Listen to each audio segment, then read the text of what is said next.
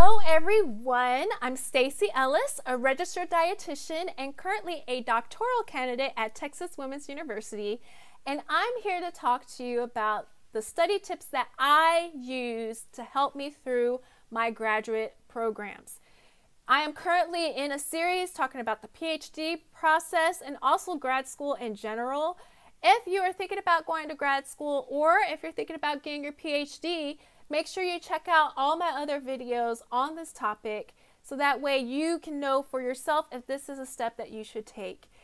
I will have a few more videos coming out, so if you are interested, please subscribe to this channel so you don't miss anything. Today, like I said, I'm going to talk to you guys about the tips that I use to help me study for grad school. I know for a lot of people, because I was one of these people, there's a fear of grad school. This idea that, oh my goodness, it's so much more work. It must be harder. It must be so much worse than undergrad because it is a level higher, right? But in all actuality, the majority of my classes in both my master's and PhD program, the majority of them were similar to undergrad. And when I say similar, I mean in terms of how you would study for them. I use note cards. I use, rewriting the notes and things like that, which I'll go into here in a little bit later. And none of that changed. It was pretty much the same for grad school versus undergrad. Now, there are a few classes that are more difficult, but that's only some of the classes. Now, granted, I'm just speaking about my own experience in the nutrition department at Texas Women's. I can't speak in regards to other programs. There might be other degrees out there, other programs that might be more difficult, but based off of my experience and based off of other people that I come across, it's pretty much the same for most people. The difference really between undergrad and grad is the level of detail that you go into each topic. In undergrad, you take 12 credit hours or more, and you are just covering a little bit of everything. You're not going into as much detail. Well, in grad school, you're covering more detail on a topic. And so the amount of work, even though, you're taking fewer classes, it actually equates to about the same amount of work. So 6 credit hours of grad school would be equivalent to 12 credit hours of undergrad in terms of the amount of work that you would be putting in. Okay, so don't be so afraid. It's not as bad as you may think. It's just that you're going into more detail as opposed to in undergrad. As far as studying, like I said, what I used mainly for undergrad and for grad school are note cards. I would, be in class and we would take our regular notes, and then I would go back to review my notes. And as I was reviewing my notes, I would write note cards. Okay, that helped me. It helped me because I was rewriting my notes for one thing. Whenever I wrote it on a note card, I was rewriting my notes. And it helped me because I would have a stack of note cards that I could go and look at over and over again in order to test myself. So testing yourself is one of the best ways in order to help you retain information. Testing. So the way that I would do this is I would have my stack of note cards and I would just go through them. And I will tell you, I would have a lot of note cards. When I say a lot, I mean, there were times I would have stacks like this tall. And, you thinking of that like, oh my goodness, that's a lot of note cards to go through. It really isn't as bad as you may think. What I typically did, if I had a huge stack, I would just divide it up. I would take the first, couple hundred or, 50 or however many, note cards. And I would just work on those till I got those down. And then as that stack got smaller, I would add more note cards to it. So what I would do to help me get this information in, let's say I have my stack of 50 note cards, I would go through them and I would ask myself a question. If I knew the answer to the question, I would put it in a separate stack that was designated for, yes, you have this. If I didn't get it, it went back to the bottom of the stack. And I would keep going until I answered the question correctly. Now, that stack that I created with the correct answers, I would look at those again. I try to go through every single note card at least 3 times. At least 3 times. If there was a card that I answered correctly, but I knew I was guessing, I knew that it wasn't really in my head, then I would keep that note card in my stack. If I knew it without a shadow of a doubt, I would put the note card down, okay? Once I had put the note cards down and I'd gone through all of my note cards at least once, I would then go through that second stack of note cards that I had answered correctly. I'll go through them again. If I get the question correct, I would put the card down. If I didn't, I would discard it and go back through it again, okay?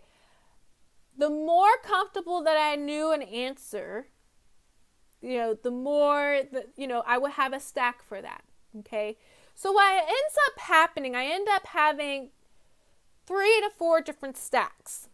I would have a stack of the things that I just knew, like I knew it, like no matter what question I had, I knew I would know that answer. So those cards would be in one stack. Then I would have another stack that I pretty much knew it. I would answer the questions and, I felt confident in them. But sometimes I might have, forgotten. And then I would have a stack where I could answer the questions, but, it was a little difficult. And so I needed to go over those note cards a few times. Then I had the stack that I just did not know at all. Okay, so depending on how well I knew the cards, that would determine where those cards would be. So generally what would happen after I created all my note cards and I start going through it, the cards that I knew, I would put those to the side. I didn't need to study those anymore. I might review them the day before the test, but really, I had them down. I didn't need to worry about it. As cards move to that stack, they would be placed over there with the cards that I just don't really need to study because I know them, all right? So as you go through them, you keep going through these cards over and over again, you will gain better knowledge of the topic. You will gain, it will be easier for you. Now, granted, there have been many times that I would be still studying cards from that stack of note cards where I did not know the information. Because there's just some stuff that's just harder to grasp than others. That is the case. That is true. But, do the best that you can, okay? Definitely try to go through as many cards as you can. What I end up doing, if I knew that I was getting close to a test, I would make sure that, like I said, I knew the easy cards. I would start there. Make sure I knew all the easy cards. So that way my stack of cards that I knew would increase and increase. And then the stack of cards that I didn't know would be a lot less, right? So a lot of times people want to devote all their time and energy to that small stack of cards of what they don't know, when really they should be reviewing all the other information and have that down solid. It's better to know things, a lot more information, more solid than a few things, and not have it down solid, right? Like if you're really trying to just get everything and you're like, I don't have it all down solid, it's not going to be to your benefit to do as well on your test. So definitely, as you're making those easy card stacks, go through them, get them down, have them, put them aside, right? So this process, I would actually do this over a period of days because I found that sleeping on the information helped me get the information in my head. So I would definitely, you know, spend a day where I'm writing the note cards, and then I would just review the note cards every day. Even if it's just a few minutes, I would review the note cards every day. So that way the stacks would start to get, you know, smaller and smaller. Now, there are some times where, you know, it might be right before the test, right? And you just do the best that you can in those situations. But I will say one of the huge differences between grad school and undergrad is in grad school, you really can't wait till the night before the test to study. It's very difficult because there's so much information. You know, in undergrad, like I said, you cover a little bit of several classes. So when you have a test, the amount of information that you're covering in that test is a lot less than the amount of information you would cover on a test in grad school.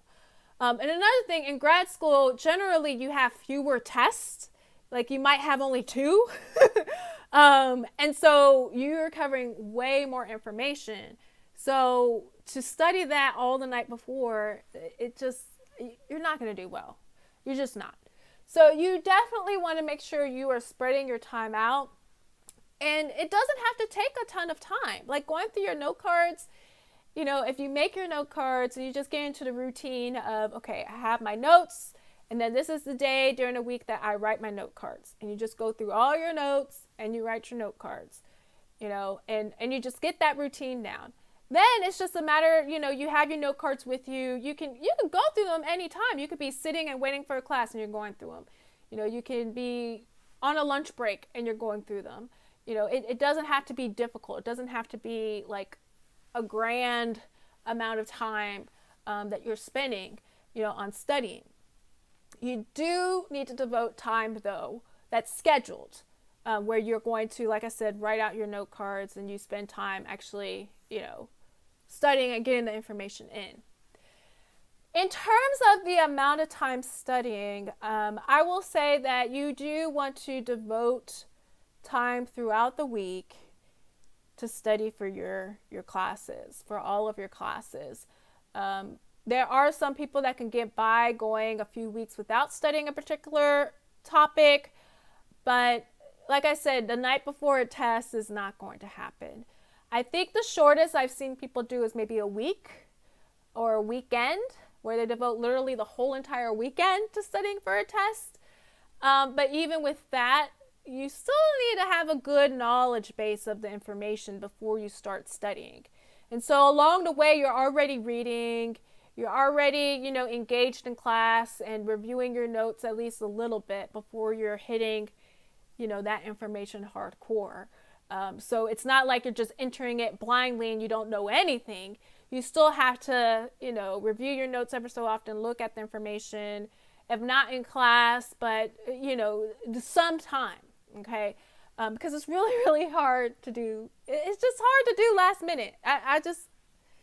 It just is because of the amount of information.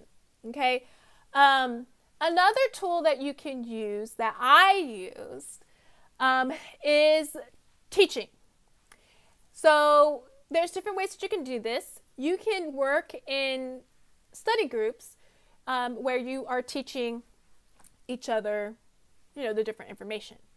So I only was a part of 2 different study groups in my program, in part because in dietetics, a lot of people who go into dietetics are people who don't like working in groups, because as a dietitian, you generally work by yourself.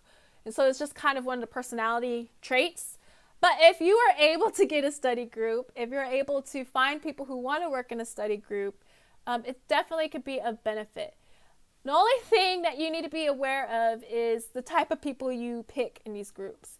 So quite frankly, there was one study group I was a part of that the whole time they were just gossiping. They were talking about other things that weren't the actual information.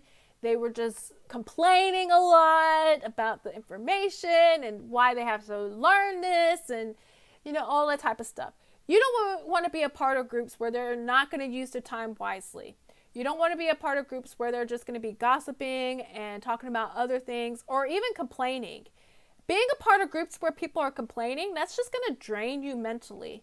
Like, college is already difficult, and listening to people complain makes it that much harder. And so you do need to maintain a positive attitude while you're in school in order to, do well in the program and make it through. If you're complaining, it just makes it a lot harder, and it makes it really like your likelihood of quitting increases because you don't feel motivated. You feel hopeless. You just see everything negative, right? So definitely stay clear of the negative groups. But one group that I was a part of, I really enjoyed them. It was for my micronutrient class, and it was 3 of us in the group, and we just asked ourselves questions. We would go through, we had different research articles that we had to study.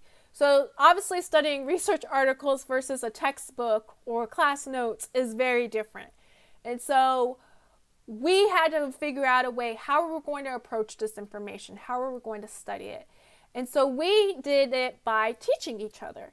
So we would ask each other questions, and each other would try to explain the different pathways, the different, projects with one another, so that we felt as though we could teach it in a class per se. And so that's what you want to be able to do. You want to get the information in your head so well that you can teach it to someone else. And so if you are in a study group, it helps you because not only are you teaching it, but you're also learning because you're hearing the way they explain it. And sometimes your professor can't explain it well enough for you to understand, but looking at or listening to other people explain the same topic can help you tremendously with understanding what is expected of what you should learn. Another thing that you can do, and this is what I did in my macronutrient class actually, is you can teach still, but not in a group. So maybe you aren't having luck with finding people in a group. So I tried to find a study group for my macronutrient class, and it was difficult. People weren't available, or they just did not want to meet in a group. And so I decided to just teach myself. And so I have a whiteboard, a big whiteboard, not a small one, but a big one. And I would go through the pathways, and I would draw them out, and I would write out as though I was writing notes for a lecture. And I would just explain and teach as though I was talking to a class. And I would do that over and over and over again. So I would teach the same concepts over and over again, so that way I knew it and I retained the information. So teaching is one of the best ways to study. I found that for some of my classes, such as the micronutrient and the macronutrient classes, it was impossible for me to use note cards for that type of information. And so for things where you need to have diagrams, pathways, where there's concepts and not necessarily memorization of different concepts, but actually understanding to the point where you can apply it, because there's a lot of application questions and regurgitation of the pathways. It's best to know how to just teach it, okay? Now, you can do teaching for the same types of stuff that you would do for note cards as well. That definitely can be beneficial. But in terms of timeliness, I feel like the note cards can be more time efficient. So when you can use note cards, I recommend you just use the note cards. It may seem like it takes a long time to write out the note cards, but long term is actually a lot faster, at least in my opinion. And so those were the main things. Now, I also, obviously, I would take time to look through the textbooks, read the textbooks. Sometimes you want to write note cards based off of what's in the textbook, and that's something you can do as well. I know some people say don't highlight in the textbooks. I highlighted because by highlighting, it helped me see where I needed to go back to write my note cards.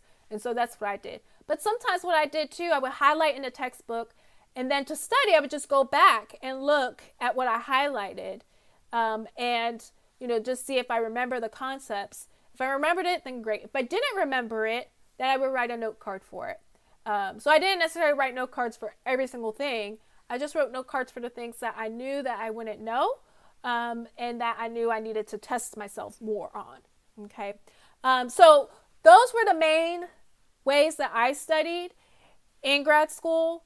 I made A's in all my classes. I had only a very few B's, and that was mainly with my master's program.